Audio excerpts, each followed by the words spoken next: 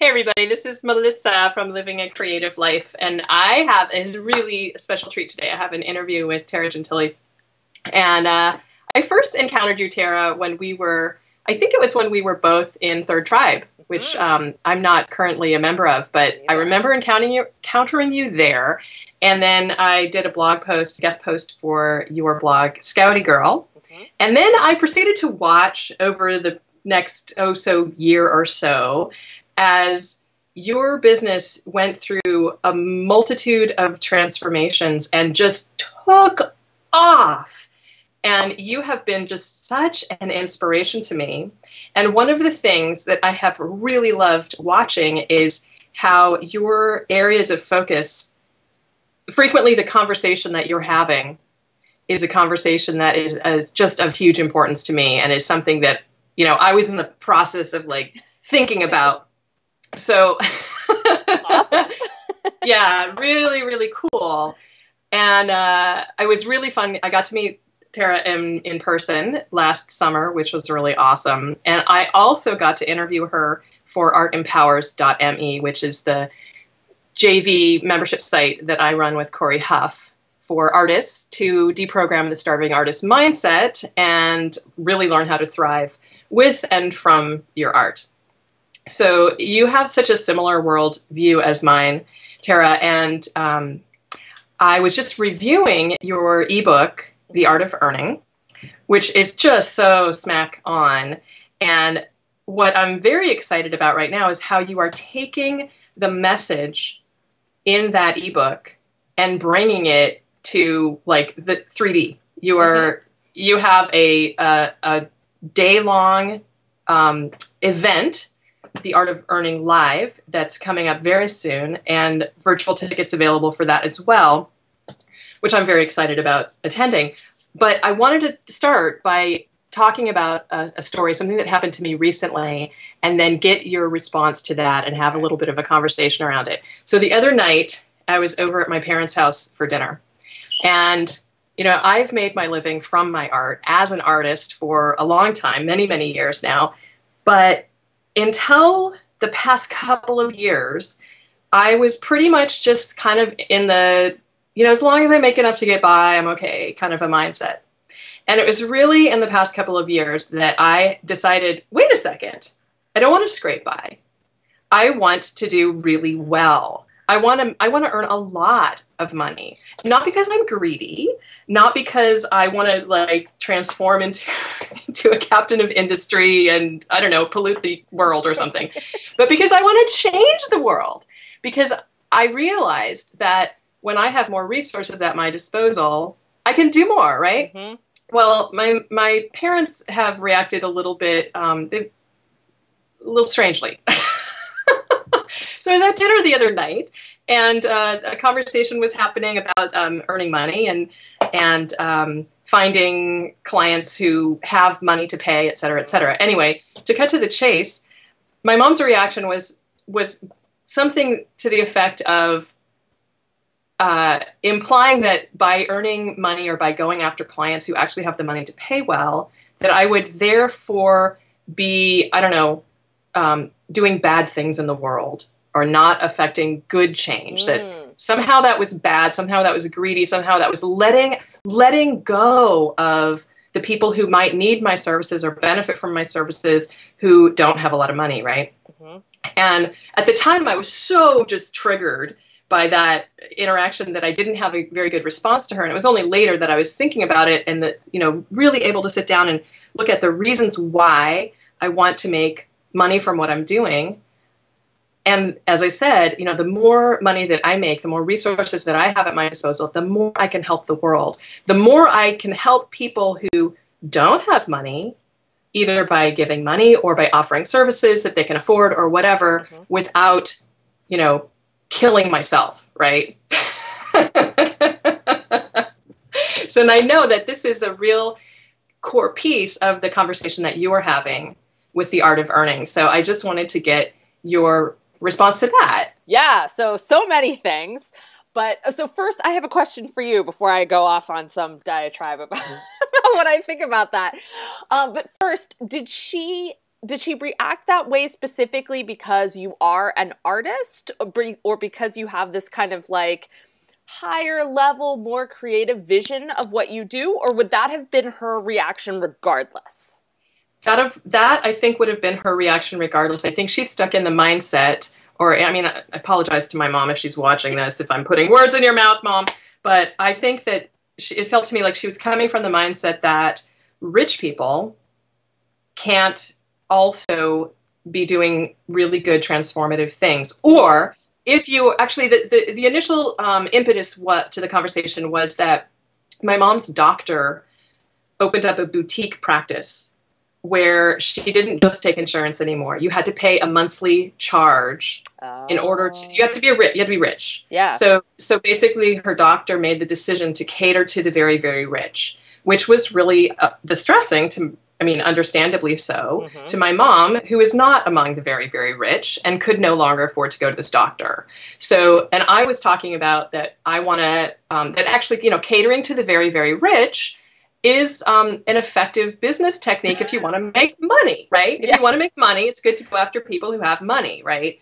And her reaction was, I got so flipped out by her reaction, I can't even remember what she said, but I reacted in a rather snippy way, like, oh yeah, because I'm creating events that are going to cost money for people to attend, that means I can't possibly do good things in the world. It's very sarcastic. Mm-hmm.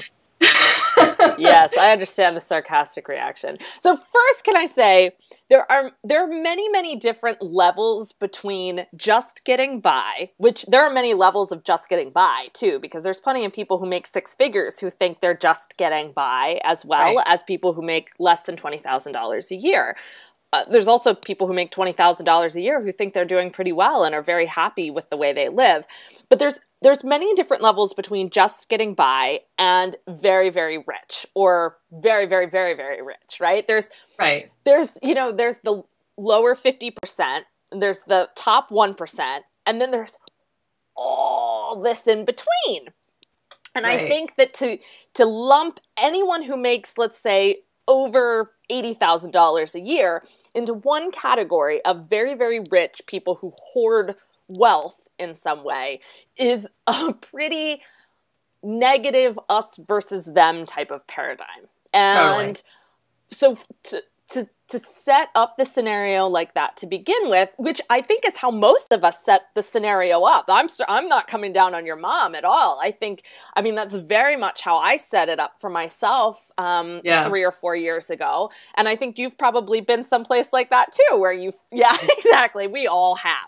So I think that's the first thing to realize. I hear that from a lot of people. Well, I don't want to only serve rich people. Mm-hmm. You're not going to only serve rich people if you charge the amount of money you need to charge. Mm-hmm. Because you don't know how to define rich people. When it comes down... That's so true. Yeah, it's such a simple thing, but the way we define other people or the categories they fall into rarely is how they see themselves, is rarely how they interact with the world. It's rarely how even your next door neighbor might see those people. And so I think it's important that we judge our work and the value of that work on our own, on our own system. And so there's no point in really assigning that label of very, very rich to other people unless they're like literally making millions of dollars a year, in which case by all means, but that still doesn't make them bad people. Right. So there's that. Where else do I want to go? This is like the fundamental thing, right?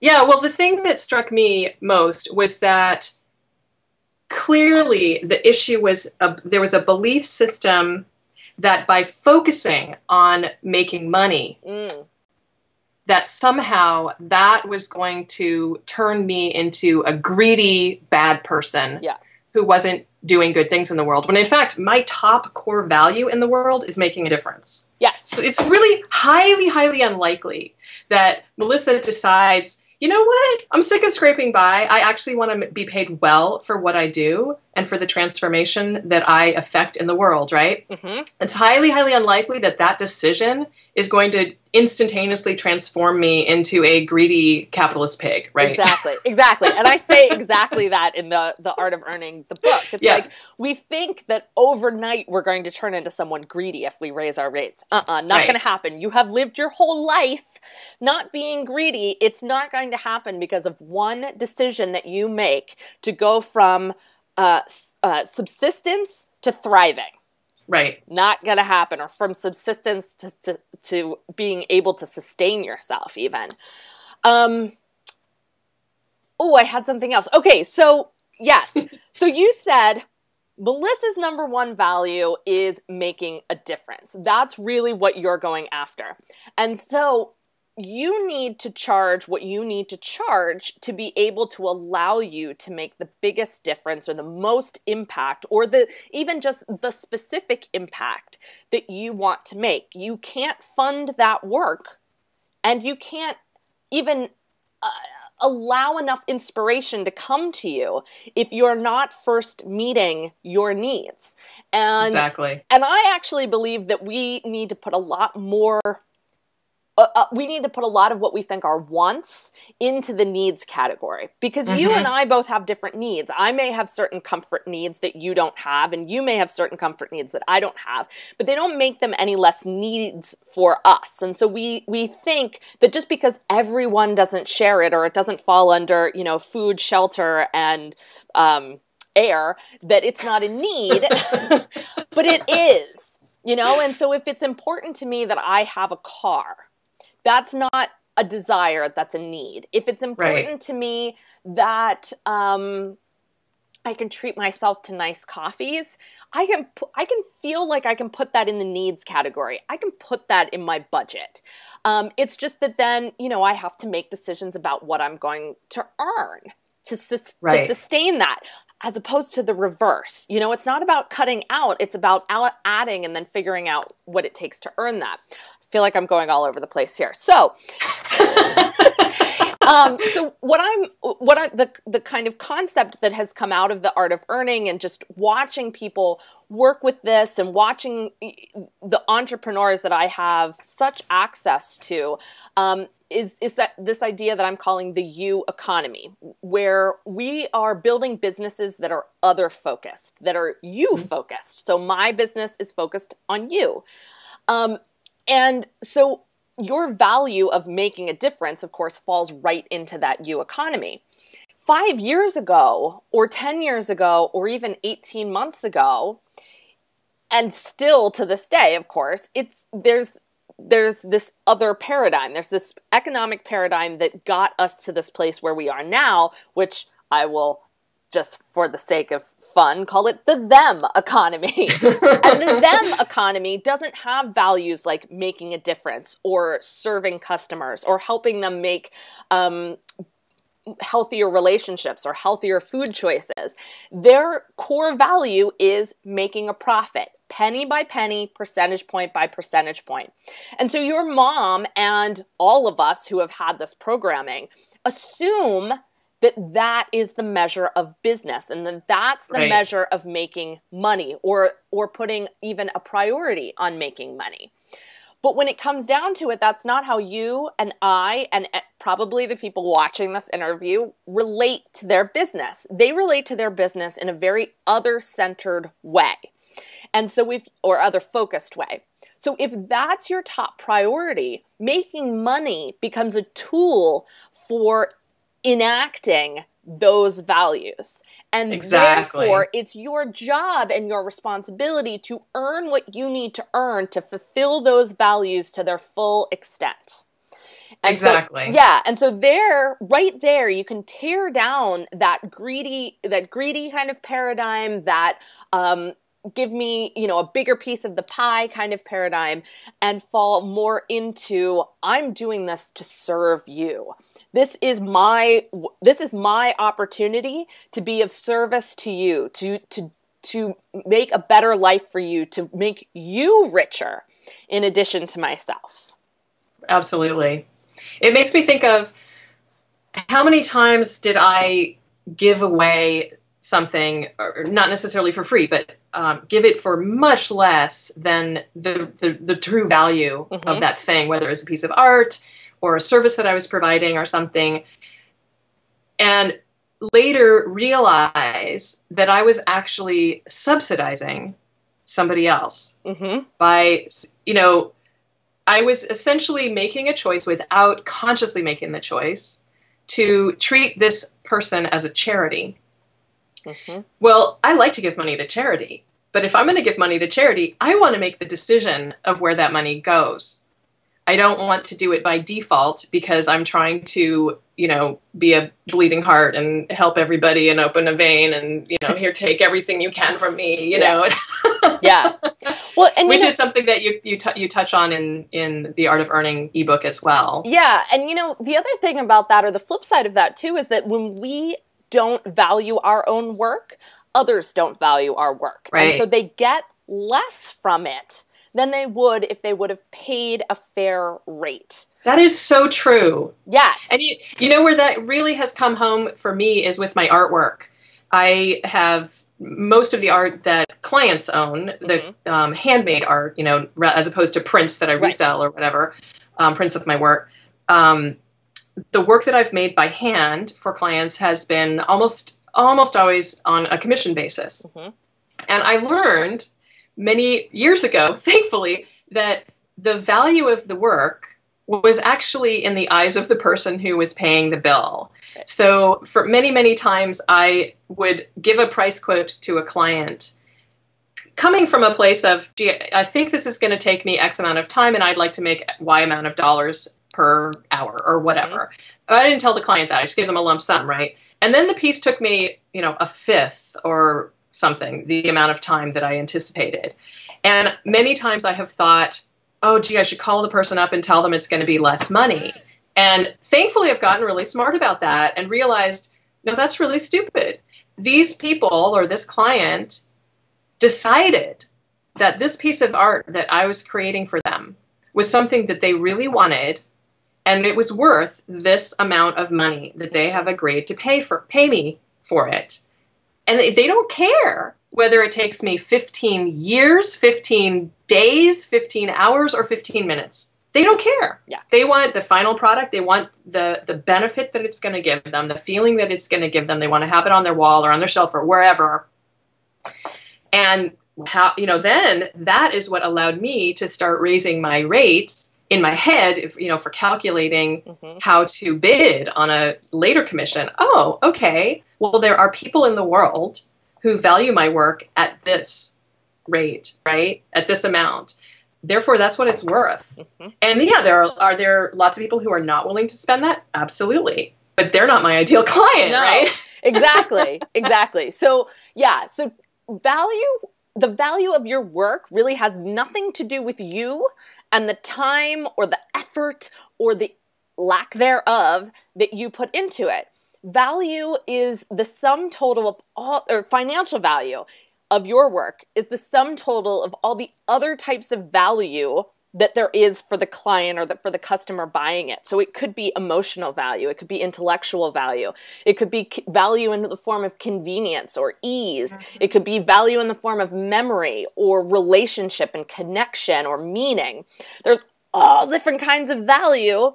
And when you put them together, we somehow, and this is not a scientific process, we assign a financial value to that. This is what I'm willing to pay for this amount of other types of value. And that's what people are buying. They're not buying you. They're not buying your time. They're not even buying your expertise and your experience. They are buying the product that you have created or that you will create. And so it's your only expectation as a seller there is to kind of come to an agreement on what all that value is to your client equals in terms of money. And you're right, your ideal client has the number that you have in mind for that is about the same, or maybe your number is actually a little less than their number. Right. And that's fine too, because we want to be creating value. And so when someone says, oh, this is worth all this to me, and she's going to charge me $50 less out of, let's say it's $950 instead of $1,000. then that's an extra little bonus for them, but it's still a really fair, sustainable, thriving number for you. And that's what is really important. And your ideal customer understands that implicitly. You don't need to explain it to them. There's no need to like create some sort of pricing structure. They know either through your marketing copy or through their already perceived needs what the value is to them in terms of all these other things. And they know, okay, I'm ready to pay about this financially to receive that other type of value. Right. You touch on that really, really beautifully in the ebook, The Art of Earning, where we frequently get this idea that by charging money, by taking money from somebody, somehow we're creating a lack, that we are taking something away from them. And we forget that actually we are giving them back this enormous value. It's an exchange of energy, and it has to be an exchange. Yes. You know, if you are constantly undercharging, giving stuff away in a way that is hurting you, you know, then it's not an even exchange, and it really has to be. Well, actually, you're not even looking for an even exchange. You're looking for an exchange where the customer feels like they are benefiting. Right. You know, where they're actually getting something more, which I think is just so incredible. And we do this all the time, whether it's buying the organic cereal at the grocery store or buying the sweater that's full price because it's exactly what we had in mind. I mean, we literally do this all the time. The customer understands that there is something that they want and it's worth X amount of dollars to them, and you come along and you are offering something that exceeds that expectation. That's when the transaction happens. It does not happen when it's an equal exchange. It happens when you're actually offering something, you know, slightly less than, so that the customer is benefiting more. And now that doesn't mean discount your prices. Obviously, I'm not telling people to do that. I'm saying, you know, tell your customers what the real value is here, and find the customers who really prioritize that value, who, whatever it is that you sell, it is exactly what they had in mind. It does touch a number of different, you know, personal values or relational values or intellectual values for them, so that they really feel like they're benefiting, like they're making out. Absolutely. And when you find those people, where, you know, I found those people as a coach, and I found those people as an artist, and it's such a beautiful relationship. It feels so good when you're actually in a client relationship or a customer relationship with somebody who truly values what you have to offer, and you know that you are creating enormous value for them. It feels so good. Yes, it does. It does feel so good, and it's so much easier to enjoy it when you've been paid what you're worth. Oh my God. Yeah. So Tara, tell me about the Art of Earning Live. What's going to go down there? Sure. So the Art of Earning Live is happening February 23rd in Philadelphia, PA, the city of brotherly love, home of the Philadelphia Phillies. Go boys. It's going down with a group of about 20 entrepreneurs. But we're actually also live streaming the event via a private live stream channel. And so we're also, there are also virtual tickets available. So you can sit in the comfort of your own kitchen or home office and follow along right with us. You get the same workbook. You get as much of the same experience as I can possibly provide to you. But we are basically talking about what it means to be a business that practices the art of earning. And so for me, this breaks down into what I'm calling like a U economy business cycle or business roadmap. And the idea is that we're going to start off by visioning and naming your ambition, knowing what it is that you want to accomplish through your business. After we do that, we're going to put that in the context of really discovering your true you. And so your personality brand, to put it in marketing terms.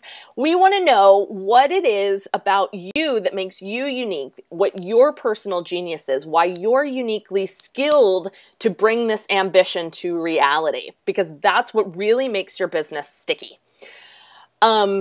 From there, we're going to talk about building a human laboratory, because when you know who you are and when you know what your ambition is, you have the responsibility to bring together like-minded people who can talk to each other and talk to you about bringing this ambition to reality.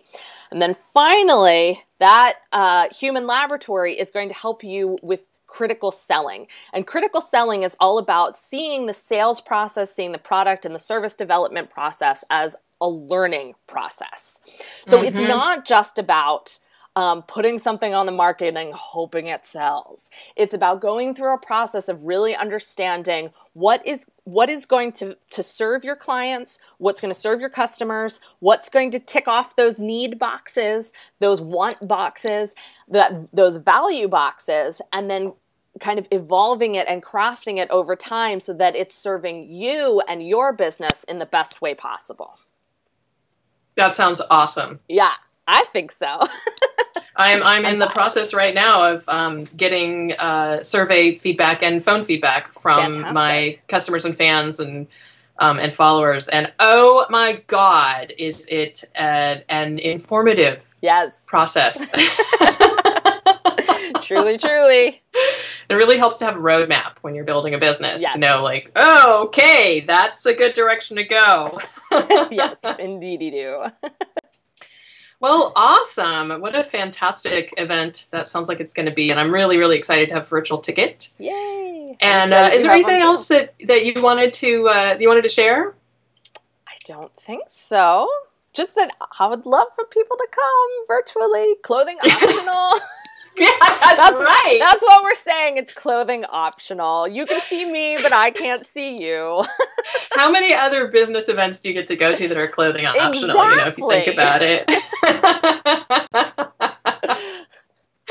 Well, Tara, as usual, it's just such a treat to have a conversation with you. I love your thinking, and I love your perspective and where you're coming from, and I really appreciate you sharing it with us today. Well, thank you. It's been great talking to you, as always, as well. Thanks a lot. Thanks. All right.